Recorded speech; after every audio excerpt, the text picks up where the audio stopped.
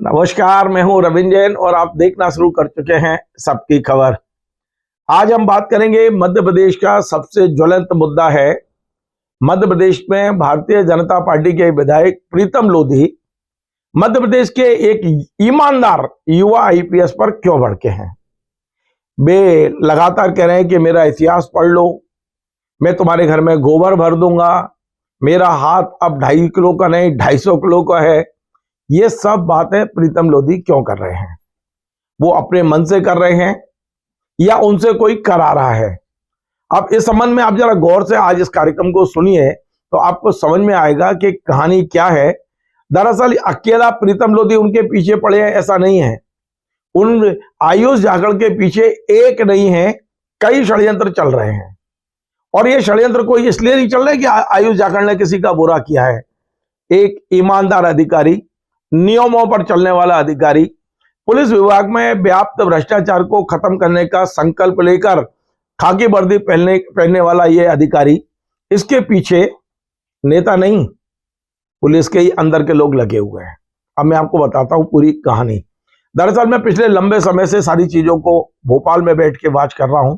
आज भोपाल में नहीं हूं, ये कार्यक्रम मैं आगरा बैठ के बना रहा हूं और अभी कुछ देर बाद यहां से भी मैं ऋषिकेश की ओर रवाना होऊंगा।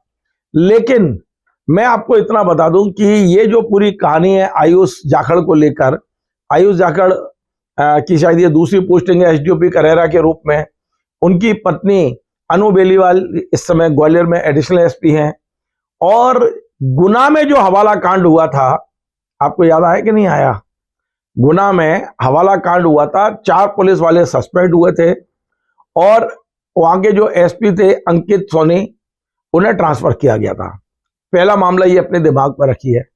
दूसरा मामला रखिए सिकंदरा पर जो वसूली हो रही है आरटीओ में, आरटीओ द्वारा, वो मामला अपने दिमाग में रखिए आप। तीसरा एक और मामला दिमाग में रखिए कि पुलिस का एक बहुत बड़ा मुखबिर है, दलाल है, जो तमाम गुना सीपरी के पुलिस वालों को करोड़ों रुपए कमवाता है। उसका नाम है नीरज जादौन। ये 3 बातें दिमाग में रखिए और सोचिए कि आखिर आयुष जाखड़ के पीछे ये लोग क्यों लगे हैं। मैं बताता हूं। गुना में हवाला कांड के बाद में सरकार ने सख्ती की, मुख्यमंत्री ने एसपी को हटाया और उसके बाद में ये पूरी जांच आयुष जाखड़ को सौंपी गई।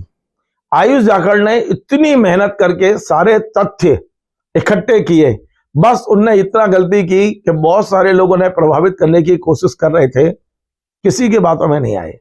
जो सबूत मिले इकट्ठे किए और अपनी राय दिए बगैर सारे सबूत ग्वालियर आईजी को दे दिए अपनी रिपोर्ट के साथ।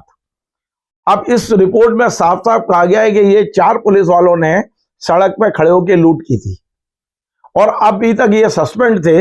अब इनके बर्खास्तगी की तैयारी शुरू हो गई। चारों पुलिस वाले, आप सोचिए जो मैं बोल रहा हूं, जरा गौर से सुनिए, ये चारों पुलिस वालों की भूमिका की भी जरा जांच हो जाना चाहिए। और अब अपन चलते हैं अंकित सोनी की तरफ। अंकित सोनी जी भी कोई दूध के धुले नहीं है।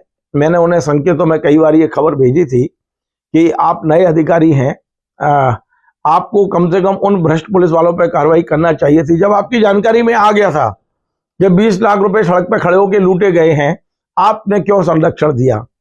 अब अंकित सोनी उस रिपोर्ट में नुकसान ना हो जाए इसलिए वो अपनी चालें अपने ढंग से चल रहे हैं। अब आ जाइए नीरज जादौन पर।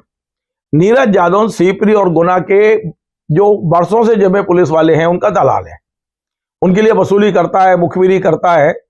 और नीरज जादौन की मुखबिरी पर ही वो 20 लाख रुपए लूटे गए थे।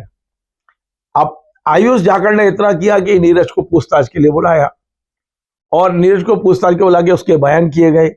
बयान में उसने सारी चीजें उगल दी। नीरज ने जब उगल दी तो ये जो पुलिस वाले हैं, ये सारे पुलिस वाले चिंतित थे बहुत दिनों से, ऐसा नहीं हो कि रिपोर्ट में आ जाए। तो इन्होंने जैसे ही आयुष ने नीरज को छोड़ा, जादौन को, उसे अपने कब्जे में ले लिया पुलिस वालों ने। और ना केवल कब्जे में लिया बल्कि एक रिपोर्ट तैयार हुई कि नीरज को बहुत मारा पीटा है। मेडिकल रिपोर्ट तैयार हुई। उसके बाद में हाईकोर्ट में एक याचिका लगाई गई जिसमें आयुष को पार्टी बनाया गया, आयुष जाखड़ को, कि नीरज को मारपीट करके मन माफिक बयान लिए गए हैं। वो तो हाईकोर्ट ने, आपने देखा अभी परसों, इस याचिका को खारिज कर दिया है। ये नीरज हाईकोर्ट गए थे कि मेरे साथ मारपीट हुई है, मुझसे जबरन बयान लिए गए हैं और मेरे बयान वीडियो के द्वारा लिए जाए, वीडियो में ऑन रिकॉर्ड लिया जाए, ये तमाम सारी बातें लेके गए थे, लेकिन हाईकोर्ट ने कुछ नहीं सुना इनका। अब ये जो पूरा कागज है सीपरी से गुना तक का, जांच करवा लीजिए, ये सब इनके जाखड़ जी के खिलाफ लगे हुए हैं काफी लंबे समय से। एक मामला आपने देखा कि वहां जो वसूली चल रही थी सिकंदरा बैरियर पर, संयोग से वो भी इन्हीं के अंडर में आता है, और वहां पर एक गैंग काम करता है जिसको हम लोग कटर बोलते हैं ट्रांसपोर्ट डिपार्टमेंट में, जो वसूली करते हैं। उनके कारण से पिछले दिनों एक बहुत बड़ा जाम लगा था, आपने देखा होगा, और आयुष खुद वहां पहुंचे थे। आयुष ने बाकायदा उन कटर के खिलाफ एफआईआर की, उनकी धरपकड़ शुरू की। वहां सख्ती करना आयुष को भारी पड़ गया। ये जो गुना वाले मामले में एक बहुत बड़े कॉकस, बहुत बड़ी गैंग है, मेरे पास सबके नाम हैं, ये सब आयुष के खिलाफ लग गए कि आयुष ने कैसे रिपोर्ट दे दी, अंकित के बारे में कैसे बता दिया, अंकित सोनी के बारे में, ये पूरा जो वहां लूटपाट की घटनाएं चल रही थी इसके सबूत दे दिए, 2 घटनाएं। तीसरा मामला ये हो गया प्रीतम लोधी के बेटे वाला, और प्रीतम लोधी के बेटे के मामले में जब आयुष ने सख्ती की और कहा कि नहीं एफआईआर होगी, एफआईआर हुई, सब कुछ हुआ, मुझे लगता है कि प्रीतम का और आयुष का कभी कोई आमने सामने का टकराव नहीं था। इस टकराव को सुनियोजित तरीके से उन लोगों ने तैयार किया जो आयुष से बहुत परेशान है, चाहते हैं कि जितनी जल्दी हो आयुष करेरा से हट जाए, क्योंकि कई लोगों की दुकानें बंद हो रही हैं। सीपरी वाला गुना कांड में इन्हीं को जांच अधिकारी बना दिया आईजी ग्वालियर ने, उनने पूरी रिपोर्ट आईजी को दे दी, आईजी की टेबल पर वो रिपोर्ट रखी हुई है। वहां 4 पुलिस वाले बर्खास्त होने की संभावना है। ये तमाम खबरें मैं पहले दे चुका हूं, लेकिन मैं ये आज खबर इसलिए बना रहा हूं कि आयुष जाखड़ के पीछे एक पूरी गैंग लगी है, और ये गैंग ना राजनेताओं की है ना प्राइवेट व्यक्तियों की है, ये गैंग है पुलिस वालों की, जो अवैध वसूली करते हैं, सड़क पे खड़े होकर लूट करते हैं, जो चाहते थे कि आयुष हमारे मनमाफिक रिपोर्ट दे दें, जो चाहते हैं कि आयुष हमारे हिसाब से चले। और आयुष जिस मिट्टी के बने हैं, मेरी पहली बार जब आयुष से बात हुई थी उस दिन मैं अजमेर में था, और आयुष से बात करके मैं इतना गदगद हो गया, मुझे इतनी खुशी हो रही थी कि मध्य प्रदेश पुलिस को एक ऐसा शानदार अवसर मिल गया है कि ये अवसर दूर तक जाएगा। क्योंकि हमें तो तत्काल, मैं 40 साल से पुलिस मुख्यालय को रिपोर्ट कर रहा हूं, और मैं लगातार देख रहा हूं, रिपोर्टिंग कर रहा हूं, लगातार देख रहा हूं कैसे अधिकारी आ रहे हैं। आयुष अलग मिट्टी के बने हुए हैं। पहली बातचीत में ही उन्होंने मुझसे कहा था कि साहब गंदगी तो साफ होना चाहिए, हमने यदि खाकी पहनी है तो इस खाकी का सम्मान तो होना चाहिए। मैं बड़ा खुश हुआ था, लेकिन मैं लगातार देख रहा हूं कि आयुष के खिलाफ षड्यंत्र हो रहे हैं। और मैं बता रहा हूं, प्रीतम लोधी दिल का बुरा नहीं है, वो उनका आपराधिक रिकॉर्ड है, इसमें कोई दो राय नहीं है, लेकिन प्रीतम लोधी को मोहरा बनाने की कोशिश की गई है।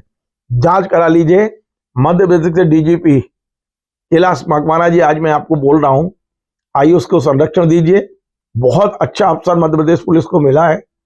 दूसरी बात मैं कहूंगा, सीआईडी के जो एडिशनल डीजी पवन श्रीवास्तव जी है, पंकज श्रीवास्तव जी मेरे मित्र हैं, मैं उन्हें भी आज अपने कैमरे के जरिए एक बात कह रहा हूं कि आपके अंडर में अंकित सोनी जी काम करने आए हैं, आप उन्हें कोई भी प्रभार दे दीजिए, और ग्वालियर चंबल संभाग का प्रभार मत देना सीआईडी का, वरना ये जो समस्या है ना और बढ़ेगी समस्या। उनने वो चार्ज लेते ही जो काम वहां शुरू किए हैं वो सब जानकारी मेरी जानकारी में है। तो मैं आज बड़ा क्लियर कह रहा हूं कि आयुष को खतरा राजनेताओं से नहीं है, आम जनता से नहीं है, अपराधियों से नहीं है। आयुष को यदि खतरा है तो अपने खुद के पुलिस विभाग से और वर्षों से पुलिस में जमे हुए भ्रष्ट अधिकारियों से है। नमस्कार।